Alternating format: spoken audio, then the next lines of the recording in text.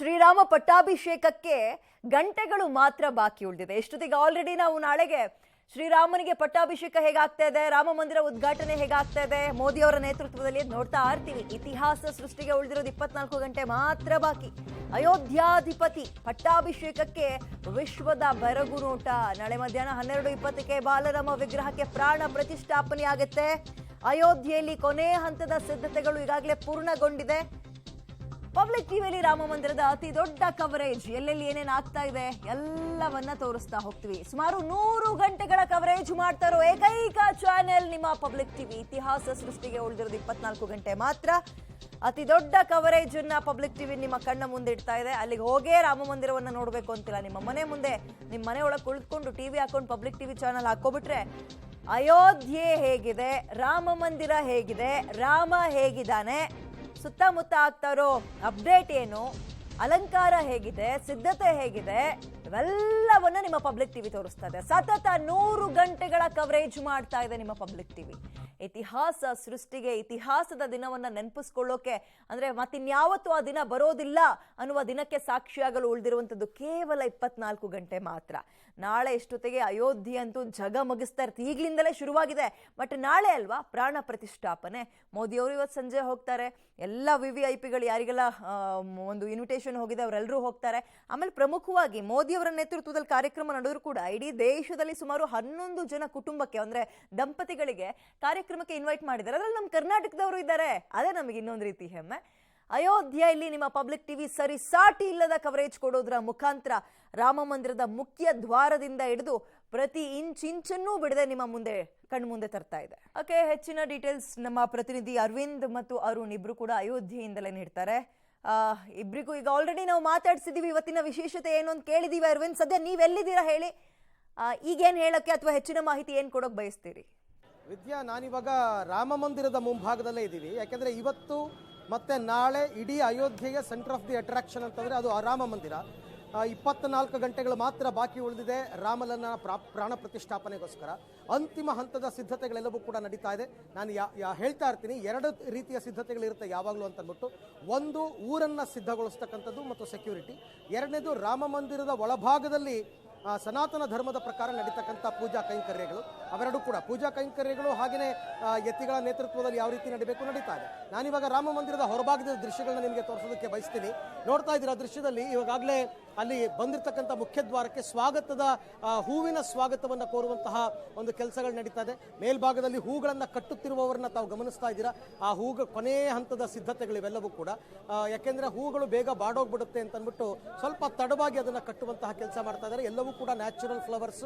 ಅದಕ್ಕೋಸ್ಕರನೇ ಒಂದು ಟೀಮನ್ನು ರಚನೆ ಮಾಡಿದ್ರು. ಅವರು ಬಂದು ಅದನ್ನ ಕಂಪ್ಲೀಟ್ ಉಸ್ತುವಾರಿ, ಅಂದ್ರೆ ಇಡೀ ರಾಮ ಮಂದಿರಕ್ಕೆ ಹೂವಿನ ಅಲಂಕಾರ ಮಾಡೋದಕ್ಕೆ ಅಂತಾನೆ ಒಂದು ತಂಡವನ್ನು ರೆಡಿ ಮಾಡಿದ್ದಾರೆ. ಆ ತಂಡದವರು ರೆಡಿ ಮಾಡ್ತಾ ಇರತಕ್ಕಂಥ ದೃಶ್ಯವನ್ನ ತಾವೆಲ್ಲರೂ ಕೂಡ ನೋಡ್ತಾ ಇದ್ದೀರಾ. ಹಾಗೆಯೇ ನಿಮಗೆ 2 ಪಿಲ್ಲರ್ಗಳೇನು ಕಾಣುತ್ತೆ, ಮೇನ್ ಮುಖ್ಯ ದ್ವಾರದ ಪಕ್ಕದಲ್ಲಿ ಇರತಕ್ಕಂಥ ಪಿಲ್ಲರ್ಸ್, ಅದನ್ನ ಸಿದ್ಧಗೊಳಿಸುವಂಥದ್ದು. ಮತ್ತೆ ಮುಂಭಾಗದಲ್ಲಿ ಒಂದು LED ಪರದೆಯನ್ನು ಹಾಕ್ತಾ ಇದ್ದಾರೆ. ನಾಳೆ ಇಲ್ಲಿಗೆ ಸಾರ್ವಜನಿಕರಿಗೆ ಪ್ರವೇಶ ಇಲ್ಲ. ಸೊ ಹಾಗಾಗಿ ಇಲ್ಲಿ ನಿಂತುಕೊಂಡು ಒಳಗಡೆ ಏನು ನಡೀತಾ ಇದೆ ಕಾರ್ಯಕ್ರಮಗಳು ಅಂತಂದ್ಬಿಟ್ಟು ಅದನ್ನ ತೋರಿಸುವಂತಹ ಪ್ರಯತ್ನ ಮಾಡೋದಕ್ಕೆ LED ಪರದೆಗಳನ್ನ ಹಾಕಲಾಗ್ತಾ ಇದೆ. ಎಲ್ಲೆಲ್ಲೂ ಈಗ ಪ್ರಧಾನಿ ನರೇಂದ್ರ ಮೋದಿ ಅವರಿಗೆ ಸ್ವಾಗತ ಕೋರುವಂತಹ ಫ್ಲೆಕ್ಸ್ ಬ್ಯಾನರ್ಗಳೆಲ್ಲವೂ ಕೂಡ ಇದೆ. ಯೋಗಿ ಆದಿತ್ಯನಾಥ್ ಅವರಿಗೆ ಸ್ವಾಗತ ಕೋರುವಂತಹ ಫ್ಲೆಕ್ಸ್ ಬ್ಯಾನರ್ಸ್ ಎಲ್ಲ ಇದೆ. ಜನ ಬರ್ತಾ ಇದ್ದಾರೆ ಇವತ್ತೇ ರಾಮ ಮಂದಿರವನ್ನು ನೋಡಬೇಕು ಅನ್ನೋ ಕಾರಣಕ್ಕೋಸ್ಕರ. ಆದರೆ ರಾಮ ಮಂದಿರ ಮುಂಭಾಗಕ್ಕೆ ಯಾರಿಗೂ ಕೂಡ ಪ್ರವೇಶ ಇಲ್ಲ, ಇವತ್ತೂ ಇಲ್ಲ, ನಾಳೆನೂ ಇಲ್ಲ. ಯಾಕೆಂದರೆ VVIP ಮೂವ್ಮೆಂಟ್ಸ್ ಇರುತ್ತೆ. ಕಂಪ್ಲೀಟ್ ಆಗಿ 7,000 ಜನ ಏನು ಆಹ್ವಾನಿತರಿದ್ದಾರೆ. ಯಾರೂ ಬಹುತೇಕ ನನ್ನ ಪ್ರಕಾರ ಆಹ್ವಾನವನ್ನು ಮಿಸ್ ಮಾಡ್ಕೊಳ್ಳಲ್ಲ ಇಂಥ ಅವಕಾಶಕ್ಕೋಸ್ಕರ. ಯಾಕೆಂದರೆ ವಿರಾಟ್ ಕೊಹ್ಲಿ ಅವರಾಗಿರ್ಬೋದು ಅಥವಾ ಬಾಲಿವುಡ್ ತಾರೆಯರಾಗಿರ್ಬೋದು, ಮತ್ತೆ ಬೇರೆ ಬೇರೆ ರಾಜ್ಯದ ಗಣ್ಯರಾಗಿರ್ಬೋದು, ನಮ್ಮ ರಾಜ್ಯದಿಂದ ಮಾಜಿ ಪ್ರಧಾನಿ ದೇವೇಗೌಡರಿಂದ ಹಿಡಿದು ಬಹುತೇಕರೆಲ್ಲರಿಗೂ ಕೂಡ ಆಹ್ವಾನ ಇದೆ. ಅವರೆಲ್ಲರೂ ಕೂಡ ಬರ್ತಾರೆ. ಹಾಗಾಗಿ ಇಲ್ಲಿ ನಮಗೆ ಮಾಧ್ಯಮದವರಿಗೆ ಮಾತ್ರ ಅವಕಾಶವನ್ನು ಕೊಟ್ಟಿದ್ದಾರೆ. ನೀವೀಗ ನೋಡ್ತಾ ಇದ್ದೀರಾ, ಇಷ್ಟೇ ಅಗಲದಲ್ಲಿ ಓಡಾಟ, ಇನ್ನೆಲ್ಲೂ ಇಲ್ಲ. ಆ ಕಾರಿಡಾರ್ಗೆ ಕೂಡ ನಾವು ಹೋಗೋಕ್ಕಾಗಲ್ಲ. ಬಟ್ ಹೊರಗಡೆ ನಿಂತಿರ್ತಕ್ಕಂಥ ಜನರನ್ನ ತಾವು ಗಮನಿಸ್ತಾ ಇದ್ದೀರಾ. ಇವರಿಗೆ ಪಾಪ ತುಂಬಾ ನಿರಾಶರಾಗಿದ್ದಾರೆ. ಆರಂಭದ ದಿನ ಬಂದಿರತಕ್ಕಂಥದ್ದು, ನಮ್ಗೆ ಯಾರಿಗೂ ಒಳಗಡೆ ಹೋಗಕ್ಕೆ ಬಿಡ್ತಾ ಇಲ್ವಲ್ಲಪ್ಪ, ಏನಪ್ಪ ಮಾಡೋದು ಅಂತ ತಂಡೋಪತಂಡವಾಗಿ ಬಂದು ಎಲ್ಲರೂ ಜೈ ಶ್ರೀರಾಮ್ ಜೈ ಶ್ರೀರಾಮ್ ಘೋಷಣೆಯನ್ನು ಕೂತ್ಕೊಂಡು ನಿಂತಿದ್ದಾರೆ. ಆದರೆ ಅವ್ರಿಗೂ ಗೊತ್ತು ನಮಗೆ ದರ್ಶನಕ್ಕೆ ಅವಕಾಶ ಇಲ್ಲ, ಕನಿಷ್ಠ ಪಕ್ಷ ಮಂದಿರವನ್ನು ನೋಡೋಣ ಅಂದರೆ ಮಂದಿರ ನೋಡೋದಕ್ಕೂ ಅವಕಾಶ ಇಲ್ಲ. ಯಾಕೆ ಅಂತಂದರೆ ನಾಳೆ ಈ ಎಲ್ಲ ಕಾರ್ಯಕ್ರಮಗಳು ಮುಗಿಬೇಕು. ಹೆಚ್ಚು ಕಡಿಮೆ ನಾಳೆ ಸಾಯಂಕಾಲ 5-6 ಗಂಟೆ ತನಕ ಯಾರಿಗೂ ಕೂಡ ಇಲ್ಲಿ ಅವಕಾಶವನ್ನು ಕೊಡೋದಿಲ್ಲ. ಹಾಗಾಗಿ ತಯಾರಿ ಮಾಡ್ಕೊಳ್ಳೋದಕ್ಕೆ ಅವರಿಗೆ ಈ ಜನ ಓಡಾಡ್ಬಿಟ್ರೆ ಏನಾಗುತ್ತೆ, ಇವರು ರೆಡಿ ಮಾಡ್ಕೊಳಕ್ಕಾಗಲ್ಲ, ತಯಾರಿ ಮಾಡ್ಕೊಳಕ್ಕಾಗಲ್ಲ. ಆಮೇಲೆ ತುಂಬ ಧೂಳಿನಿಂದ ಕೂಡಿರ್ತಕ್ಕಂಥ ಪ್ರದೇಶ, ಎವ್ರಿ ಟೈಮ್ ಗುಡಿಸ್ತಾ ಇರ್ತಾರೆ, ಕಂಪ್ಲೀಟ್ ಆಗಿ ಅದನ್ನ ಕ್ಲೀನ್ ಮಾಡ್ತಾನೆ ಇರ್ತಾರೆ. ಬಂದವರ ಮುಂದೆ ರಾಮ ದೇವಸ್ಥಾನ ಅಂತಂದ್ರೆ ಹೇಗಿರುತ್ತೆ ಅಂತಕ್ಕಂಥ ಒಂದು ಕಲ್ಪನೆ ಅವ್ರು ಮಾಡ್ಕೊಂಡ್ ಬಂದಿರ್ತಾರೆ. ಸೊ ಅದಕ್ಕೋಸ್ಕರ ಸ್ವಚ್ಛತೆಗೆ ಹೆಚ್ಚಿನ ಆದ್ಯತೆಯನ್ನು ಕೊಟ್ಟಿದ್ದಾರೆ. ಇಡೀ ಅಯೋಧ್ಯೆಯನ್ನ 24x7 ಕ್ಲೀನ್ ಮಾಡೋದೇ ಕೆಲಸ ಆಗಿದೆ. ಎಲ್ಲ ಕಟ್ಟಡಗಳನ್ನು ಕೂಡ ಕ್ಲೀನ್ ಮಾಡ್ತಾ ಇದ್ದಾರೆ. ಹನುಮಾನ್ ಗಡಿ ಆಗಿರ್ಬೋದು, ರಾಮಪಥ ಆಗಿರ್ಬೋದು, ಅಥವಾ ಲತಾ ಚೌಕ್ ಆಗಿರ್ಬೋದು, ರಾಮ್ ಪಡಿ ಆಗಿರ್ಬೋದು, ಅಥವಾ ಇಲ್ಲಿ ರಾಮ ಮಂದಿರ ಆಗಿರ್ಬೋದು, ಎಲ್ಲ ಕಡೆ ಜನ. ಯಾವಾಗ ಮಂದಿರಕ್ಕೆ ಜನರನ್ನ ಬಿಡಲ್ಲ ಅಂತ ಗೊತ್ತಾಯ್ತು, ಜನ ಅಯೋಧ್ಯೆಯ ಹೊರಗಡೆ ಎಲ್ಲ ಕಡೆ ಸ್ಪ್ರೆಡ್ ಆಗ್ಬಿಟ್ಟಿದ್ದಾರೆ. ಅಲ್ಲೆಲ್ಲ ಜನ, ಹೆಜ್ಜೆ ಇಡೋದಕ್ಕೆ ಜಾಗ ಇಲ್ಲ. ಎಲ್ಲದಕ್ಕಿಂತ ಹೆಚ್ಚಾಗಿ ಭದ್ರತೆ ವಿಚಾರ ಹೇಳ್ಬಿಡ್ತೀನಿ ನಾನು. ಇಲ್ಲಿನ ಉತ್ತರ ಪ್ರದೇಶ ಸರ್ಕಾರ ಮತ್ತು STF ಅವರು ಮತ್ತೆ ಬೇರೆ ಬೇರೆ ಭದ್ರತಾ ಪಡೆಯವರು ಎಲ್ಲರನ್ನೂ ಕೂಡ, ಬಾರ್ಡರ್ ಸೆಕ್ಯೂರಿಟಿ ಫೋರ್ಸ್ ಅವರು ಕೂಡ ಕರೆಸಿದ್ದಾರೆ. ಅವರು ಇಡೀ ಅಯೋಧ್ಯೆಯ ಸರ್ಪಗಾವಲು, ಪೊಲೀಸ್ ಸರ್ಪಗಾವಲು, ಮಿಲಿಟರಿ ಅವರು ಕೂಡ ಬಂದಿದ್ದಾರೆ. ಯಾಕೆ ಅಂತಂದ್ರೆ ಪ್ರಧಾನಿಯವರು ಬರ್ತಾ ಇದ್ದಾರೆ, ಉತ್ತರ ಪ್ರದೇಶ ಮುಖ್ಯಮಂತ್ರಿಗಳು ಬರ್ತಾ ಇರೋರೆಲ್ಲರೂ ಗಣ್ಯರೇ. ಹಾಗಾಗಿ ಅತ್ಯಂತ ಗರಿಷ್ಠ ಮಟ್ಟದ ಭದ್ರತೆ ಕೊಡೋದಕ್ಕೆ ಇಡೀ ಅಯೋಧ್ಯೆಗೆ ನಾಕಾಬಂದಿಯನ್ನು ಹಾಕ್ಬಿಟ್ಟಿದ್ದಾರೆ. ಅಯೋಧ್ಯೆಯನ್ನು ಸಂಪರ್ಕಿಸುವ ಎಲ್ಲ ರಸ್ತೆಗಳನ್ನು ಬಂದ್ ಮಾಡಿದ್ದಾರೆ. ಯಾರನ್ನೂ ಕೂಡ ಒಳಗಡೆಗೆ ಬಿಡ್ತಾ ಇಲ್ಲ. ಸಿಕ್ಕಾಪಟ್ಟೆ ತಪಾಸಣೆ ಮಾಡ್ತಾ ಇದ್ದಾರೆ. ಎಲ್ಲದಕ್ಕೂ ಪಾಸ್ ಕೇಳ್ತಾರೆ. ಯಾಕೆ ಅಂತಂದ್ರೆ ಒಂದು ಕಡೆ ಇತಿಹಾಸದಲ್ಲೇ ಮುಂದೆಂದೂ ಕಾಣದಂತಹ ಒಂದು ಕಾರ್ಯಕ್ರಮಕ್ಕೆ ನಾಳೆ ಅಯೋಧ್ಯೆ ಸಾಕ್ಷಿ ಆಗ್ತಾ ಇದೆ. ಅದಕ್ಕೆ ಪ್ರಧಾನಿಯಾದಿಯಾಗಿ ಎಲ್ಲರೂ ಕೂಡ ಬರ್ತಾ ಇದ್ದಾರೆ. ಹಾಗಾಗಿ ಈ ದೊಡ್ಡ ಮಟ್ಟದ ಭದ್ರತೆಯನ್ನ ಅಯೋಧ್ಯೆಯಲ್ಲಿ ಕೈಗೊಳ್ಳಲಾಗಿದೆ. ವಿದ್ಯಾ. ಓಕೆ ಅರವಿಂದ್, ಅರುಣ್, ನಿಮ್ಮ ಬಳಿ ಕೇಳೋದಾದ್ರೆ ಸದ್ಯ ಅಯೋಧ್ಯೆಯನ್ನ, ರಾಮ ಮಂದಿರವನ್ನ ಗಮನಿಸ್ತಾ ಇದ್ರಿ ಬಹಳ ಸೂಕ್ಷ್ಮವಾಗಿ. ಏನ್ ಪದಗಳಿಂದ ಒಂದು ಹೋಲಿಕೆ ಮಾಡಬಹುದು, ಹೇಗೆ ವರ್ಣಿಸಬಹುದು ಅಯೋಧ್ಯೆಯನ್ನ ಸದ್ಯಕ್ಕೆ ನೋಡೋದಾದ್ರೆ ಅಂತ? ವಿದ್ಯಾ, ಪದಗಳು ಸಾಕಾಗೋದಿಲ್ಲ. ಬಟ್ ಆದ್ರೆ ರಾಮಾಯಣದ ಅಯೋಧ್ಯ ಕಾಂಡದಲ್ಲಿ ರಾಮ ವಾಪಸ್ ಬಂದಾಗ ಪಟ್ಟಾಭಿಷೇಕವನ್ನ ಮಾಡುವಂತಹ ಸಂದರ್ಭದಲ್ಲಿ ಅದರ ವರ್ಣನೆಯನ್ನ ರಾಮಾಯಣದಲ್ಲಿ ವಾಲ್ಮೀಕಿ ಅವರು ಇದೆ. ಹೇಗೆ ಅಯೋಧ್ಯೆ ಆ ಸಂದರ್ಭದಲ್ಲಿ ಸಜ್ಜುಗೊಂಡಿತ್ತು ಅಂತ ಹೇಳಿ, ಯಾವ ರೀತಿಯಾಗಿ ಅಲಂಕಾರಗೊಂಡಿತ್ತು ಆ ಪಟ್ಟಾಭಿಷೇಕಕ್ಕೋಸ್ಕರ ಅಂತ ಹೇಳಿ. ಆದ್ರೆ ಅದೇ ಆ ಪುಸ್ತಕಗಳಲ್ಲಿ ಓದಿರುವಂಥದ್ದನ್ನ ನಾವು ಇವತ್ತು ಕಣ್ಣಾರೆ ನೋಡ್ತಾ ಇದ್ದೀವಿ ಅನ್ನೋ ರೀತಿಯಲ್ಲಿ ಅಯೋಧ್ಯೆ ಸಜ್ಜುಗೊಳ್ತಾ ಇದೆ. ಅಯೋಧ್ಯೆಯಲ್ಲಿ ಈ ರೀತಿಯಾದಂಥ ದೃಶ್ಯಗಳು ನೋಡೋಕೆ ಸಾಧ್ಯನೇ ಇರಲಿಲ್ಲ. ಬಟ್ ಈ ಬಾರಿ ಅದ್ಭುತವಾಗಿರುವಂತಹ ಬದಲಾವಣೆ ಅಯೋಧ್ಯೆಯಲ್ಲಿ ಕಂಡು ಬಂದಿದೆ. ಜನ ಅಂತೂ ಬಹಳ ಖುಷಿಯಲ್ಲಿದ್ದಾರೆ. ಆಮೇಲೆ ನಾನು ಒಬ್ಬ ಗಣ್ಯರನ್ನ ಹುಡ್ಕೊಂಡು ನಾನು ಹೋಗ್ತಾ ಇದ್ದೆ. ಆ ಸಂದರ್ಭದಲ್ಲಿ ಲೈವ್ ಬೇಕು ಅಂದ್ರೆ ಅದಕ್ಕೆ ಬಂದೆ. ಆದ್ರೆ ಇಲ್ಲಿ ನೋಡಿ, ಯಾವುದೇ ಅಯೋಧ್ಯೆಯ ಯಾವ ಮೂಲೆಯಲ್ಲಾದ್ರೂ ಹೋಗಿ ಕರ್ನಾಟಕದವರು ಡೆಫಿನೆಟ್ ಆಗಿ ಸಿಗ್ತಾರೆ. ನಿಮ್ಗೆ ಯಾವ ಅನುಮಾನವೂ ಕೂಡ ಇಲ್ಲ. ನನ್ನ ಜೊತೆನೂ ಕೂಡ ಇದ್ದಾರೆ ಇಲ್ಲಿ. ನಮಸ್ತೆ, ಎಲ್ಲಿಂದ ಬಂದಿದ್ದೀರಾ ಸರ್? ನಾವು ಕರ್ನಾಟಕದಲ್ಲಿ ಬೆಂಗಳೂರು KR ಪುರಂ ಇಂದ ಬಂದಿದ್ದೀವಿ ಸರ್. ಇವಾಗ ನಾವು ಪ್ರೆಸೆಂಟ್ ಆಗಿ ನಿಮ್ಗೆ ಇದು ಕಾಣಿಸ್ತಿದೆಯಲ್ಲ ಸರ್, ಇದು ಬಂಗ್ಲೆ ನಮ್ಮ ದಶರಥ ಮಹಾರಾಜರು ಕೌಸಲ್ಯ ಅವ್ರಿಗೆ ಉಡುಗೊರೆ ಹಾಕೊಟ್ಟಿದ್ದು. ಸೊ ಇದನ್ನೆಲ್ಲ ನೀವು ಇಡೀ ಕರ್ನಾಟಕಕ್ಕೆ ಟಿವಿ ಮುಖಾಂತರ ತೋರಿಸ್ತಿದ್ದೀರಾ ಅಂದ್ರೆ ಒಂದು ಧರ್ಮದ ದಾರಿನಲ್ಲಿ ನಡೀತಕ್ಕಂಥದ್ದನ್ನ ತಾವು ಕೂಡ ನ್ಯೂಸ್ ಮುಖಾಂತರ ಒಂದು ಮಾದರಿಯಾಗಿ ತೋರಿಸ್ತಿದ್ದೀರಾ. ಅದು ಖುಷಿ ವಿಚಾರ. ನಾವು 2019ರಲ್ಲಿ ಸರ್ KR ಪುರಂ ಊಡಿ ಗ್ರಾಮದಿಂದ ಮಾದೇವಪುರ ಕಾನ್ಸ್ಟಿಟ್ಯೂನ್ಸಿಯಲ್ಲಿ ಊಡಿ ಗ್ರಾಮ ಅಂತಿದೆ, ಅಲ್ಲಿ ಗಣೇಶ ದೇವಸ್ಥಾನದಿಂದ ಪಾದಯಾತ್ರೆ ಹೊರಟಿದ್ವಿ ಸರ್ 2019ರಲ್ಲಿ. 66 ದಿನಗಳ ಕಾಲ ಸುಮಾರು 6 ರಾಜ್ಯಗಳನ್ನ ಸುತ್ತಕೊಂಡು ಈ ಅಯೋಧ್ಯೆಗೆ ನಾವು ಪಾದಯಾತ್ರೆ ಬಂದು ರಾಮ ಮಂದಿರ ನಿರ್ಮಾಣ ಆಗ್ಲೇಬೇಕು ಅನ್ನೋ ಒಂದು ಸಂಕಲ್ಪದಿಂದ ಬಂದು ಮುಟ್ಟಿ ನಮ್ಮ ಇಟ್ಗೆನ ಕರಸೇವಕಪುರದಲ್ಲಿ ಸಮರ್ಪಣೆ ಮಾಡಿದ್ವಿ. ನಮ್ಮ ಜೀವನ, ನಮ್ಮ ಉಸಿರು, ನಮ್ಮ ಏನು ಇಷ್ಟು ದಿನ ನಾವು ನಡ್ಕೊಂಡ್ ಬಂದಿದ್ದೀವಿ ಅಷ್ಟು ಎಷ್ಟೋ ಕೋಟ್ಯಾಂತರ ಹಿಂದೂಗಳ ಉಸಿರು ಇವತ್ತು. ಅದು ರಾಮ ಅಂತಕ್ಕಂಥದ್ದು ಕೇವಲ ಹೆಸರಲ್ಲ, ಅದು ಎಲ್ಲ ಕೋಟ್ಯಾಂತರ ಹಿಂದೂಗಳ ಉಸಿರಾಗಿ ಇವತ್ತು ಹೊರಹೊಮ್ಮಿದೆ. ಇವತ್ತೇನು ಆ ದೇವಸ್ಥಾನನ ನೋಡೋದಕ್ಕೆ ನಮ್ಮಂತ ಸಾವಿರಾರು ಕರಸೇವಕರು ತಮ್ಮ ಪ್ರಾಣವನ್ನ ತ್ಯಾಗ ಮಾಡಿದ್ದಾರೆ, ಕಾಲುಗಳನ್ನ ಮುರ್ಕೊಂಡಿದ್ದಾರೆ. ಆ ಗುಂಡುಗಳು ಆರೋಗಿರೋದೆಲ್ಲ ನಾನು ಕಣ್ಣಾರೆ ನೋಡಿದ್ದೀನಿ, ಕಿವಿಗಳು ಹೊಲಾಗಿದೆ. ನೀವು ಬಂದಿದ್ರಾ? ನಾನು 2019ರಲ್ಲಿ ಬಂದಿದ್ದು ಸರ್, ಪಾದಯಾತ್ರೆನಲ್ಲಿ ಬಂದಿದ್ವಿ. ಅದಾದ್ಮೇಲೆ ಮತ್ತೆ ದೀಪಾವಳಿಗೆ ಓಪನಿಂಗಿಗೆ ಗುದ್ಲಿ ಪೂಜೆಗೆ ಬಂದಿದ್ದು. ಅದಾದ್ರೆ ಇದು 3ನೇ ಸರಿ ಬರ್ತಾ ಇರೋದು ಸರ್. ಇವಾಗೆಲ್ಲ ಫ್ಲೈಟ್ ಅಲ್ಲಿ ಬಂದಿದ್ದು, ಪಾದಯಾತ್ರೆ ಮತ್ತೆ ಅದು ಸಾಧ್ಯ ಇಲ್ದಿರಂತ ವಿಚಾರ. ಸೊ ಅದು ಅದೇ ಎಲ್ಲ ಹಿಂದೂಗಳಿಗೆ ಇವತ್ತೊಂದು ಇಡೀ ದೇಶದಲ್ಲಿ, ಪ್ರಪಂಚದಲ್ಲೇ ಒಂದು ಧಾರ್ಮಿಕ ಕ್ಷೇತ್ರ ಆಗ್ತಾ ಇದೆ ಅಂದ್ರೆ ತುಂಬಾ ಖುಷಿ ವಿಚಾರ ಸರ್. ವಿದ್ಯಾ, ನೀವು ಗಮನಿಸಬಹುದು, ಅವ್ರು ಹೇಳ್ತಾ ಇರುವಂತದಕ್ಕೆ ಮತ್ತೊಂದಿಷ್ಟು ಲಿಂಕ್ ಕೊಟ್ಟು ಹೇಳ್ತೀನಿ. ಸಿಖ್ಖರದ್ದೇ ಒಂದು ಧರ್ಮ ಇದೆ, ಆದ್ರೆ ಅವರು ಕೂಡ ಇದರಲ್ಲಿ ಭಾಗಿಯಾಗಿ ಅವರು ಕೂಡ ಊಟವನ್ನ ಕೊಡುವಂಥದ್ದನ್ನ, ಅವರು ಕೂಡ ತಮ್ಮ ಸೇವೆಯನ್ನ ಮಾಡುವಂತ ಕೆಲಸವನ್ನ ಮಾಡ್ತಿದ್ದಾರೆ. ಅದ್ಭುತ ಅನಿಸುತ್ತೆ. ಅನೇಕ ಮುಸಲ್ಮಾನ ಬಾಂಧವರು ಕೂಡ ಇಲ್ಲಿಗೆ ಬಂದು, ಅನೇಕರು ಹೋಗಿ, ಮುಸ್ಲಿಮರು ಕೂಡ ಹೋಗಿ ದರ್ಶನವನ್ನ ಮಾಡ್ತಾ ಇದ್ದಾರೆ. ಪಾದಯಾತ್ರೆ ಮಾಡ್ಕೊಂಡು ಬಂದಿರೋದನ್ನ ಅರವಿಂದ್ ಅವರು ತೋರಿಸ್ತಾ ಇದ್ದಾರೆ. ಇದು ಹೇಗೆ ಅಂತಂದ್ರೆ, ಭಾರತ ಅಂದ್ರೆ ರಾಮ, ರಾಮ ಅಂದ್ರೆ ಭಾರತ, ಎಲ್ಲರೂ ಒಳಗಾಗುವಂಥದ್ದೇ, ಒಳಗೊಂಡಿರುವಂಥದ್ದೇ ರಾಮ ಅನ್ನೋದನ್ನ ನಾವಿಲ್ಲಿ ಮರಿಬಾರದು. ಅದು ಒಂದು ಒಗ್ಗಟ್ಟನ್ನ ಸೃಷ್ಟಿ ಮಾಡುವಂತ ಕೆಲಸವನ್ನ ರಾಮ ಮಾಡ್ತಾ ಇದ್ದಾರೆ ಅನ್ನೋದ್ರಲ್ಲಿ ಯಾವ ಅನುಮಾನವೂ ಕೂಡ ಇಲ್ಲ. ಅನೇಕರು ಅನೇಕ ರೀತಿಯಲ್ಲಿ ಇರ್ತಾರೆ. ಒಂದು ಬುಟ್ಟಿ ಹಣ್ಣಿನಲ್ಲಿ ಒಂದು ಕೆಟ್ಟಿರುವಂತ ಹಣ್ಣಿದ್ರೆ ಏನು ಮಾಡಕ್ ಆಗೋದಿಲ್ಲ, ಯಾವ್ದಾದ್ರು ಒಂದು ಇದ್ದೇ ಇರುತ್ತೆ, ಅದನ್ನ ಕಿತ್ತು ಹಾಕ್ತಾ ಇರ್ಬೇಕು ಆ ಕಡೆಗೆ ಅಥವಾ ದೂರ ಇಡ್ಬೇಕು, ಇಲ್ಲಾಂದ್ರೆ ಉಳಿದಂಥದ್ದು ಕೂಡ ಹಾಳಾಗತ್ತೆ. ಅದನ್ನ ನಾವು ಗಮನಿಸಬೇಕು. ಆದ್ರೆ ಇಲ್ಲಿ ಒಗ್ಗಟ್ಟನ್ನ ತೋರಿಸ್ತಾ ಇರುವಂತದ್ದು ಇದೆಯಲ್ಲ ಜನ, ಇಲ್ಲಿ ಜಾತಿ ಅನ್ನೋದನ್ನ ಲೆಕ್ಕಕ್ಕೆ ಇಟ್ಕೊಳ್ತಾ ಇಲ್ಲ, ಧರ್ಮ ಅನ್ನೋದನ್ನ ಲೆಕ್ಕಕ್ಕೆ ಇಟ್ಕೊಳ್ತಾ ಇಲ್ಲ. ಇಲ್ಲಿ ಒಂದು ಅಯೋಧ್ಯೆ, ದೇಶ, ನಮ್ಮ ರಾಷ್ಟ್ರ, ಅದು ರಾಮ ಅನ್ನುವಂಥದ್ರ ಭಾವನೆ ಇಲ್ಲಿ ಎಲ್ಲರಲ್ಲೂ ಕೂಡ ಬಂದಾಗಿರುವಂತದ್ದು ಸ್ಪಷ್ಟವಾಗಿ ಕಾಣಿಸ್ತಾ ಇದೆ. ವಿದ್ಯಾ, ರಬ್ಬೀರ್ ಹತ್ರ ಹೋಗ್ತೀನಿ. ಶಬೀರ್, ಇದೊಂದು ರೀತಿ ರಾಮನಿಗೆ ಕಲಿಯುಗದಲ್ಲಿ ಆಗ್ತಾರೋ ಪಟ್ಟಾಭಿಷೇಕ, ಕಲಿಯುಗದ ಜನ ನಾವೆಲ್ಲ ಸೇರ್ ಮಾಡ್ತಾರೋ ಪಟ್ಟಾಭಿಷೇಕ ಅಂತ ಹೇಳ್ಬೋದು. ಕೊನೆ ಹಂತದ ಸಿದ್ಧತೆಗಳು, ಒಂದು ಸುಂದರವಾಗಿ ರೆಡಿ ಆಗಿರುವಂತಹ ಅಯೋಧ್ಯೆ ಯಾವ ರೀತಿಯಾಗಿ ವಿವರಿಸಬಹುದು? ಖಂಡಿತವಾಗ್ಲೂ ವಿದ್ಯಾ, ತೋರಿಸ್ತೀನಿ ನಾನು ನಿಮ್ಗೆ ಅಯೋಧ್ಯೆ ಹೇಗಿದೆ ಅನ್ನುವಂಥದ್ದನ್ನ ನೀವು ಗಮನಿಸ್ತಾ ಹೋಗ್ಬೋದು. ಹಿಂಭಾಗದಲ್ಲಿ ಎಷ್ಟು ಜನ ಇಲ್ಲಿ ಬಂದು ನೆರೆದಿದ್ದಾರೆ ಅನ್ನುವಂಥದ್ದನ್ನ ಕೂಡ ಗಮನಿಸ್ತಾ ಇದ್ದೀವಿ. ಈ ಒಂದು ಐತಿಹಾಸಿಕ ಕ್ಷಣಕ್ಕೆ ಸಾಕ್ಷಿ ಆಗ್ಬೇಕು ಅನ್ನುವಂತ ಕಾರಣಕ್ಕೆ ದೇಶದ ಮೂಲೆ ಮೂಲೆಯಿಂದ ಜನರು ಈಗ ಬಂದು ಅಯೋಧ್ಯೆಯನ್ನ ತಲುಪ್ತಾ ಇರುವಂತದ್ದು. ಒಂದ್ ರೀತಿ ಪ್ರವಾಹದ ರೀತಿಯಲ್ಲಿ ಜನಸಾಗರ ಹರಿದು ಅಯೋಧ್ಯೆ ಹತ್ರ ಬರ್ತಾ ಇರುವಂತದ್ದನ್ನ ಕೂಡ ನೀವು ಗಮನಿಸ್ತಾ ಇದ್ದೀರಿ.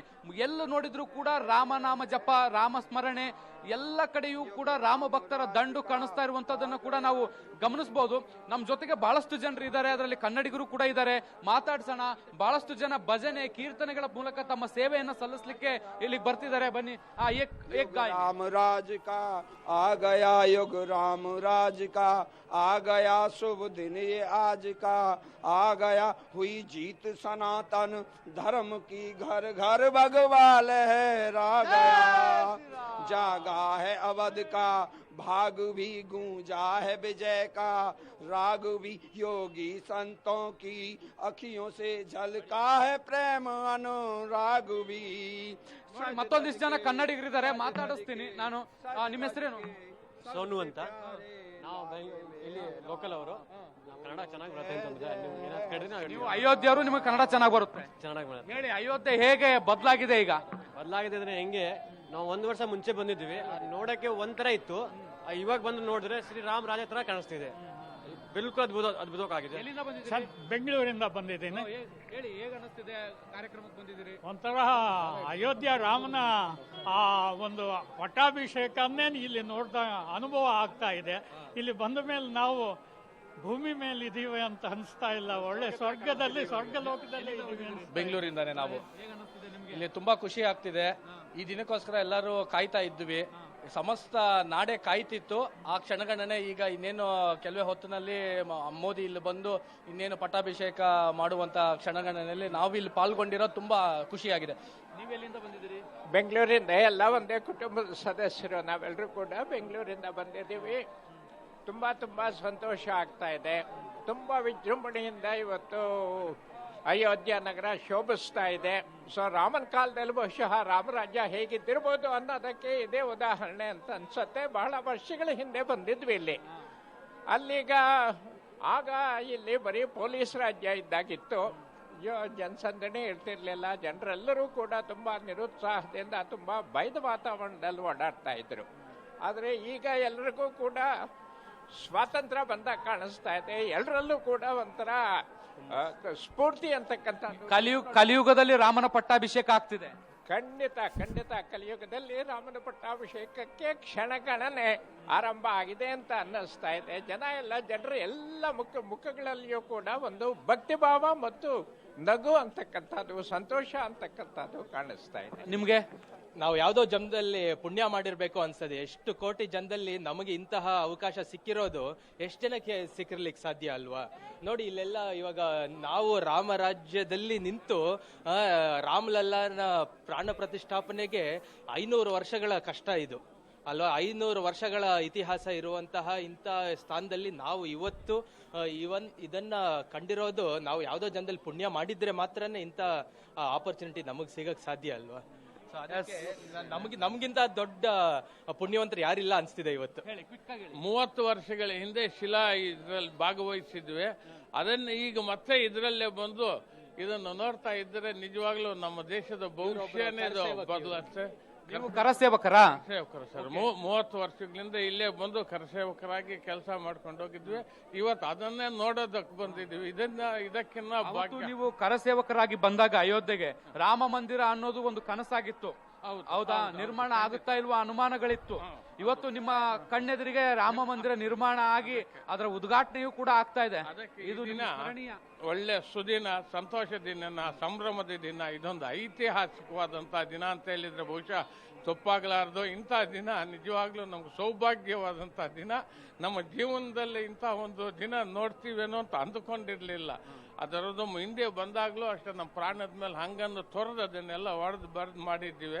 ಇವತ್ತು ಸಂತೋಷ ನೋಡ್ತಾ ಇದ್ರೆ ನಿಜವಾಗ್ಲೂ ರಾಮರಾಜ್ಯ ಬಂದು ಬಿಡುತ್ತೆ ಅಂತಕ್ಕಂಥ ಒಂದು ಭಾವನೆ ಬಂದಿದೆ. ಬಹುಶಃ ಬರುತ್ತೆ. ಯಾಕೆ ನೀವು ಭಾವುಕರಾಗ್ತಿದ್ರಿ? ನಿಮ್ ಕಣ್ಣಲ್ಲಿ ನೀರು ಕಾಣಿಸ್ತಿದೆ ನಂಗೆ. ಅಂತ ಕಷ್ಟಗಳಲ್ಲಿ ಹೋರಾಡಿ ಪ್ರಾಣದ ಮೇಲೇನೆ ಹಂಗನ್ನು ತೊರೆದು ಹೊಡೆದಾಡಿದ್ವಿ. ಇವತ್ತು ಆ ಥರ ನಮ್ಮ ಕಣ್ಣು ಮುಂದೆನೆ ಬರ್ತಾ ಇದೆಯಲ್ಲ, ಅದಕ್ಕಿಂತ ಸಂತೋಷ ಇನ್ನೇನು ಬೇಕು? ಆನಂದ ಬಾಷ್ಪನ ಇದೊಂದು ರೀತಿ. ಖಂಡಿತ ಆನಂದ ಬಾಷ್ಪ. ಏನ್ ಕಷ್ಟಗಳಿತ್ತು ನಿಮ್ಗೆ ಅವಾಗ? ಅಯೋಧ್ಯೆ ಹೊಡೆಯೋದಕ್ಕೆ ಬಂದಿದ್ವಿ. ಅವಾಗ ಪ್ರಾಣದ ಮೇಲೆ ಹಂಗೆಲ್ಲ ಹೊಡೆದು ಅವಾಗ ಬಂದು ಬಾಬರಿ ಮಸೀದಿ ಹೊಡೆಯೋದಕ್ಕೆಲ್ಲ ಬಂದು ಅದನ್ನೆಲ್ಲ ಹೊಡೆದು ರಕ್ತಗಳೆಲ್ಲ ಸರೋದು, ಬರೀ ಕಲ್ಲುಗಳಲ್ಲೇ ಹೊಡೆದಾಕಿದ್ವು ಅವೆಲ್ಲ. ಅಂಥ ವಾತಾವರಣದಲ್ಲಿದ್ವಿ.